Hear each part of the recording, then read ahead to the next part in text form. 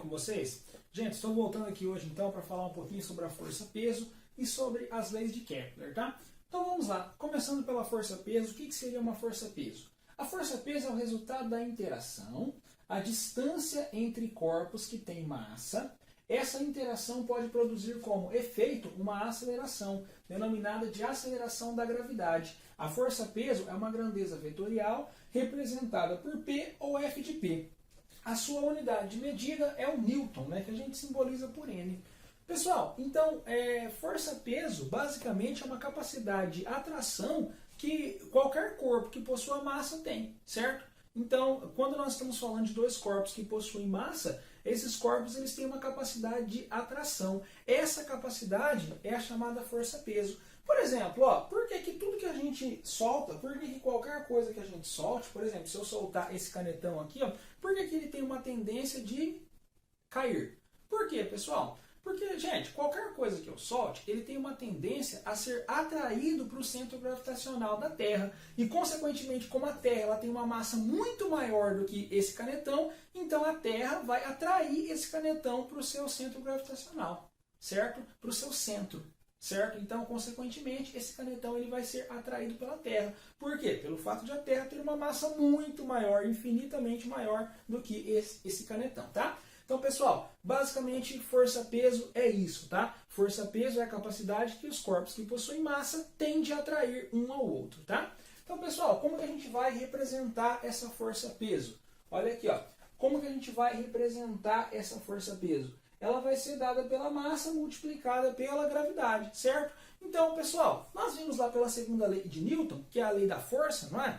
Que a força ela vai ser a massa multiplicada pela aceleração. Então, nesse caso aqui, a nossa força-peso não deixa de ser força, então ela é a massa multiplicada pela nossa gravidade. Então, nesse caso aqui, é como se a gravidade ela fosse uma aceleração, certo? Então, sempre que nós falarmos em força-peso, nós estamos falando em massa multiplicada pela gravidade.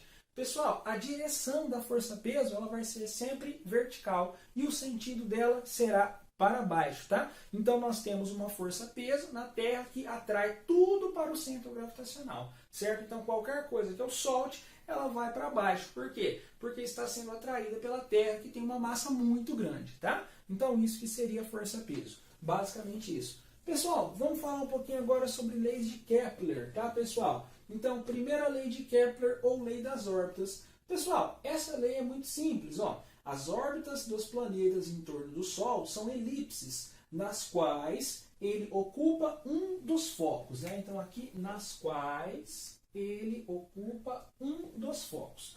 Pessoal, o que significa isso, galera? Significa que o Kepler ele foi a primeira pessoa, o primeiro físico a observar que os planetas eles não tinham uma trajetória circular ao redor do Sol. Ele foi o primeiro físico a observar que os planetas eles tinham uma trajetória elíptica, tá, pessoal? Mas o que seria elipse? Pessoal, a elipse ela é uma circunferência achatada, certo? Então, quando nós estamos falando em elipse, nós estamos falando em uma circunferência achatada, certo, pessoal? Então, Kepler ele foi o primeiro físico a observar esse fenômeno, a observar que a trajetória que os planetas faziam em torno do Sol, ela não era circular, ela era elíptica, tá? Então, elipse é uma trajetória, aliás, elipse, desculpa, é uma circunferência achatada, certo, pessoal? Gente, a elipse ela tem focos, tá? E o Sol ele vai estar em um desses focos. Então nós temos aqui o foco 1 e o foco 2. Então o Sol ele vai estar em um desses focos. E aqui a gente consegue observar algumas regularidades. Olha aqui, por exemplo, eu posso falar que esse segmento aqui ele seria A e esse segmento B. Assim como esse segmento é D e esse segmento C. E dessa forma eu posso falar que A mais B é igual a C mais D, tá? Então aí nós conseguimos tirar essa relaçãozinha, tá? Claro que esse desenho meu aqui está totalmente fora de escala, tá? Mas aí nós temos sempre que A mais B é igual a C mais D, beleza? Dessa forma. Pessoal, então aqui, o que nós temos, gente? Outra coisa. Então agora que a gente já sabe que os planetas eles têm uma trajetória elíptica ao redor do Sol, a gente tem dois pontos. Ó. Já que o Sol está posicionado em um dos focos, ó, vamos considerar que o Sol está posicionado nesse foco, aí pessoal, esse planeta então ele vai tendo a sua trajetória, certo? Ó, ele vai fazendo essa trajetória elíptica em torno do Sol, certo pessoal? Só que aí tem um ponto que ele chega que ele está mais próximo do Sol. Ó. Como nós estamos falando de uma trajetória elíptica, tem um ponto que ele chega que ele está mais próximo do Sol. Gente, esse ponto em que o planeta está mais próximo do Sol, nós vamos chamar de periélio, tá pessoal? Então, o ponto em que o planeta está mais próximo do Sol, em uma trajetória elíptica, ele é chamado periélio. Então, assim, ó, dá pra gente pensar assim, ó, peri, então dá pra gente pensar como sendo perto, tá? Então, periélio, tá? Então, é o ponto em que ele está mais perto do Sol, certo? Aí agora, o ponto em que ele está mais distante do Sol seria o afélio, ó. Então, afélio afastado, tá? Então, o ponto em que ele está mais afastado do Sol seria o afélio, certo, pessoal? Ponto em que o planeta está mais próximo do Sol é o periélio. Ponto em que o planeta está mais afastado, está mais distante do Sol, é o chamado afélio, certo? Pessoal, basicamente então, essa foi a força-peso e a primeira lei de Kepler. Volto logo com a segunda e com a terceira lei de Kepler. Fala pessoal, voltei aqui então com a segunda e a terceira lei de Kepler, tá? Então pessoal, segunda lei de Kepler ou lei das áreas, né? Então vamos ver o que essa lei nos diz, tá? Então a área descrita pelo raio vetor de um planeta, o que é esse raio vetor? É uma linha imaginária que liga o planeta até o Sol. É diretamente proporcional ao tempo gasto para descrevê-la. Então vamos lá, pessoal, ó, o que nós temos? Vamos considerar aqui esse planeta, tá? No caso é o planeta Terra, tá? Então ele está fazendo o seu movimento, tá? Em relação ao Sol. Então vamos considerar que esse ponto aqui é o Sol, ó, tá? Então ele está fazendo o seu movimento em relação ao Sol, tá? Então ele está descrevendo a sua trajetória elíptica em relação ao Sol. E aí, pessoal, o que nós temos? Ó, aqui nós temos periélio, que é o ponto onde o planeta está mais próximo do Sol, e afélio, que é o ponto onde o planeta está mais distante do Sol. Pessoal, ó, quando o planeta está mais próximo do Sol, ele tem uma velocidade maior, tá? Então, olha aqui, ó, nesse caso, no caso do nosso planeta Terra, quando ele está mais próximo do Sol, ele tem uma velocidade de 30,2 km por segundo, ou seja, bastante rápido. Na verdade, a gente acaba não percebendo por quê? Pelo fato de o planeta Terra ter uma massa muito grande. Então, nós acabamos não percebendo. Só que ele gira em torno do Sol a uma velocidade de 30,2 km por segundo. Isso é muito rápido, tá? Só que quando ele está no ponto mais distante do Sol, que é o chamado afélio, ele tem uma velocidade de 29,3 km por segundo. Então, ó, é como se o nosso planeta, se ele fizesse essa trajetória aqui, ó. Olha aqui, então aqui ele vai saindo do movimento acelerado, ó, então aqui ele vai tendo um aumento em relação à sua velocidade, ó. Então vamos supor que ele saísse desse ponto aqui, que é o ponto mais distante em relação ao Sol, é o chamado afélio. Então ele vai tendo um movimento acelerado, olha aqui, certo? Ó, porque ele vai acelerando, acelerando, acelerando, acelerando, até que ele chega na sua velocidade máxima, que é quando ele está no periélio, que é o ponto mais próximo do Sol, certo? Depois disso, ele vai desacelerando. Aí nós temos o chamado movimento retardado. Ó. Então aqui ele está com a velocidade máxima, ele vai desacelerando, desacelerando, desacelerando, até chegar a 29,3 km por segundo, certo? E aqui novamente se repete, acelerando, acelerando. Tá, mas enfim, pessoal, o que significa isso? O que essa segunda lei de Kepler nos diz? Ó, reparem que ela também é conhecida como lei das áreas, tá, pessoal? Então, o que seria isso, gente? Ó, essa segunda lei de Kepler, ela nos diz que, ó, essas linhas imaginárias que o planeta faz em relação ao Sol, vamos supor que o planeta Terra saiu desse ponto aqui e ele veio para esse. Olha aqui, ele saiu desse ponto e ele veio para esse. Então, se eu considerar linhas imaginárias, ó, do ponto em que ele saiu e o ponto em que ele veio, eu consigo formar uma área que eu vou estar chamando de área 1. Certo? Eu consigo estar chamando de área 1. Aí, pessoal, o que eu posso falar? Eu posso falar que o tempo que ele gasta desse ponto até esse vai ser diretamente proporcional a essa área, certo? Ó, então, o tempo que ele gastou desse ponto para esse é diretamente proporcional a essa área.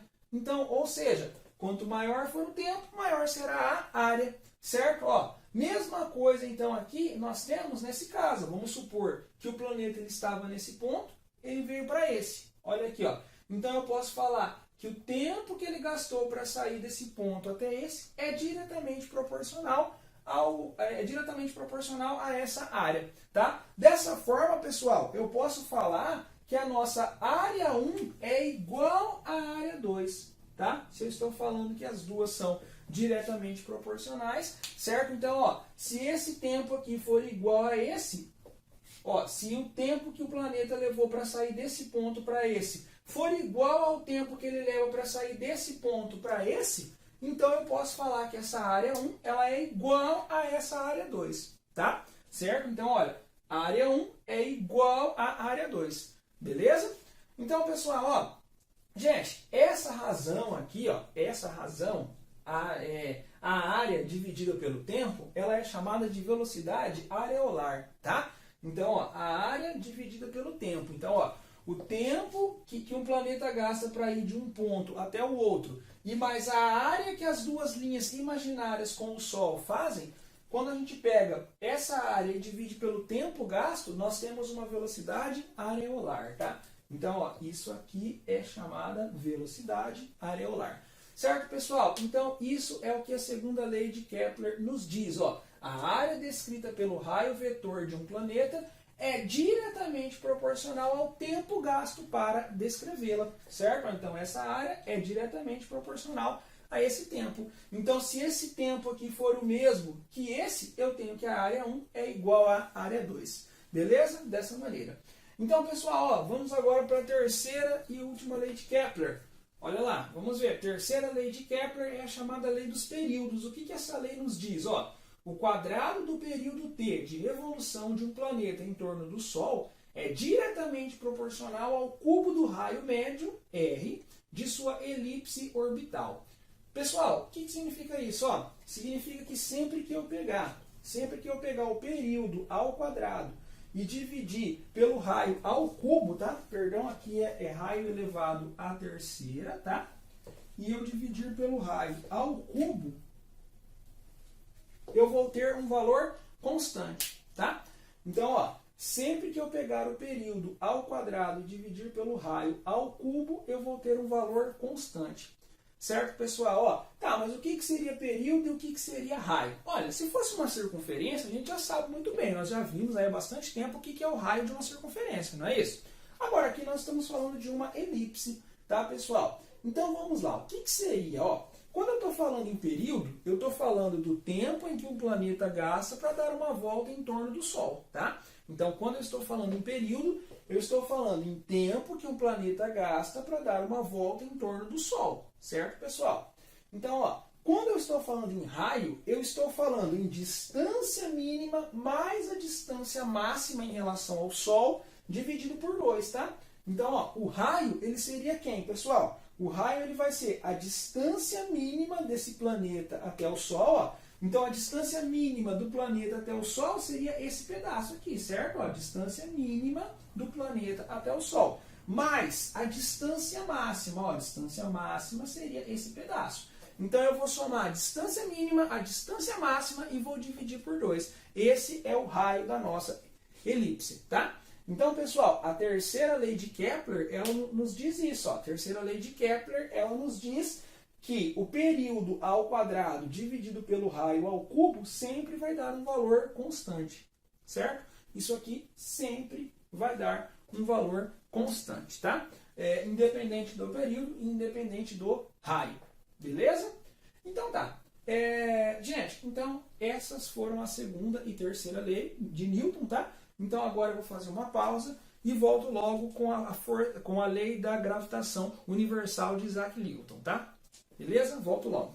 Fala, pessoal. Gente, olha, voltando aqui então para nós falarmos um pouquinho sobre a lei da gravitação universal de Isaac Newton, tá? Então, a última parte, né? Nós vimos então a força-peso, nós vimos as 3 leis de Kepler e agora nós vamos falar da lei da gravitação universal de Isaac Newton, tá? Pessoal, ó, então o que nós temos? Vamos pensar aqui que eu tenho 2 corpos, tá? eu tenho um corpo de massa M minúsculo e um corpo de massa M maiúsculo. Pessoal, essa lei, ela nos diz que esses dois corpos, se eles possuem massa, eles vão estar atraindo uns aos outros, certo? Um vai estar atraindo o outro, certo, pessoal? Então, ó, eu tenho dois corpos, um de M minúsculo, de massa M minúsculo, e um de massa M maiúsculo, tá? E eu tenho uma distância entre eles. Então, olha aqui, pessoal, nós temos uma força F aqui nós temos uma força de menos F, tá? Então, essa força F aqui, ela é a mesma que essa, só que, porém, elas não têm o mesmo sentido, tá? Então, nós temos que as duas forças, elas apresentam a mesma direção, porém, sentidos contrários, ó. Então, são duas forças de direção horizontal e sentidos contrários, tá? Pessoal, então, essa fórmula, ela nos diz o quê? Ela nos diz que a força gravitacional, ela vai ser igual a quem? Ela vai ser igual a G vezes M maiúsculo vezes M minúsculo, dividido pela distância ao quadrado. O que significa isso, pessoal? Significa que, ó, esse M maiúsculo aqui, ele vai ser, no caso, a massa desse corpo. Então, eu tenho que estar multiplicando a massa desse corpo, a massa desse corpo, e depois eu vou multiplicar por G. Quem que é G, pessoal? G é uma constante, tá, pessoal? Então, esse valor de G aqui, ele não muda. Esse valor de G, ele vai ser sempre 6,67 vezes 10 na menos 11 newtons por metro quadrado, dividido por quilogramas ao quadrado, certo? Então, esse G aqui, pessoal, esse G maiúsculo, ele é constante, ele não muda, tá? Então, na fórmula, nós sempre vamos estar substituindo ele por 6,67 vezes 10 elevado a menos 11, tá? Beleza. Pessoal, aí esse D aqui, ele significa a distância entre esses dois corpos, tá? Então, basicamente, o que eu vou ter que fazer? Essa força, ela vai ser proporcional à massa dos dois corpos e inversamente proporcional à distância deles. Então, ou seja, pessoal, o que significa isso? Ó, quanto maior a distância, menor é a força. Ou seja, quanto maior a massa, maior é a força. Tá? Então a massa, ela é diretamente proporcional. A distância, ela é inversamente proporcional. Vamos lá então, ó. Todos os objetos do universo atraem todos os objetos com uma força direcionada ao longo da linha que passa pelos centros dos dois objetos, que é proporcional ao produto de suas massas e inversamente proporcional ao quadrado da distância entre os dois objetos, tá? Então, pessoal, basicamente isso. Então, ó, então a gente sabe que quaisquer corpos, quaisquer objetos, eles vão estar atraindo um ao outro. Então, olha, vamos supor assim, vamos pensar de um jeito simples aqui, só para a gente conseguir compreender isso, ó. Pensando de um jeito simples, a gente pode falar então que se eu pegar um pacote de, digamos assim, eu pegar um pacote de feijão de 1 kg, tá? Então, nessa mão aqui eu tenho um pacote de feijão de 1 kg, nessa mão aqui eu tenho outro pacote de feijão de 1 kg. Então, professor, significa que esse pacote de feijão aqui, ele vai atrair esse pacote? Olha, vai. Vai sim, pessoal. Só que nesse caso, ó, vamos supor que esse pacote de feijão ele tenha 1 kg, assim como esse. Ó, assim fica fácil para a gente fazer esse cálculo. Ó. E vamos supor que os dois estejam a uma distância de 1 metro. Vai ficar fácil para a gente fazer esse cálculo. Ó. Eu vou substituir o M maiúsculo por 1, o M minúsculo por 1. A distância é 1, então vai ficar 1 ao quadrado, que é 1 mesmo. Então, pessoal, ó, 1 vezes 1 é 1. Dividido por 1, sobra quem? Vai sobrar G. Então, olha, essa força, pessoal, ela vai ser 6,67 vezes 10 na menos 11. Então, ou seja, é como se fosse 0,0000006,67. Então, ou seja, pessoal, é uma força muito pequena, tá? Então, por isso que a gente não vê esse pacote de feijão sendo atraído pelo outro, porque é uma força muito pequena. Só que eles estão exercendo, um está exercendo uma atração pelo outro, só que, porém, com forças muito pequenas, tá, pessoal? Então, ó, a força ela seria de 6,67 vezes 10 na menos 11, ou seja, é muito pequeno, tá, pessoal? Beleza? Então, essa é a lei da gravitação universal de Isaac Newton. Tá, pessoal? Ó, vamos pensar aqui então em uma outra situação. Vamos tentar relacionar essa fórmula aqui de uma outra forma. Então, pessoal, ó, vamos pensar assim. Vamos supor que essa força aqui, ó, a gente sabe que se eu estou falando de uma força de atração entre corpos, a gente já viu, né, quando nós começamos a falar desse conteúdo, nós vimos a chamada força-peso, não é isso? O que a gente viu? Nós vimos que força-peso é uma força vertical, não é isso? É uma força vertical com sentido para baixo e que quando nós estamos na Terra, a Terra ela atrai tudo para o seu centro gravitacional. Certo, pessoal? Ó, isso já levando em consideração a lei da gravitação universal de Newton. Tá, pessoal? Por quê? Porque a Terra ela tem uma massa muito grande. Então, a Terra ela tem uma massa muito grande. Então, com certeza, qualquer coisa que eu solte na Terra, ela, como tem uma massa muito maior, ela vai estar atraindo esse corpo para o seu centro. Então, por isso que tudo que a gente solta cai, de certa forma, está sendo atraído pelo centro gravitacional da Terra por uma força-peso. Tá, pessoal? Então, gente, vamos lá então, ó. Então aqui, vamos tentar relacionar essa força aqui como sendo força-peso. Então, pessoal, eu vou reescrever isso aqui ó, da seguinte forma. Ó. Então eu tenho aqui, ó, peso é igual a G. A gente sabe que o G é a nossa constante gravitacional. Não é isso? Ó. Então, vezes M maiúsculo vezes M minúsculo. Tá? Então, vezes M maiúsculo e vezes M minúsculo. Tudo isso dividido pela distância ao quadrado, tá? Então, ó, vamos pensar aqui ó, nesses dois corpos. Ó. Então, eu tenho aqui um corpo de massa grande. Ó. Tem um corpo de massa grande, poderíamos pensar como se fosse um planeta, tá?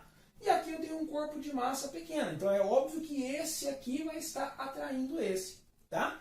Então, pessoal, ó, o que nós temos aqui, pessoal? Eu posso falar que a força gravitacional é uma força-peso, não é isso?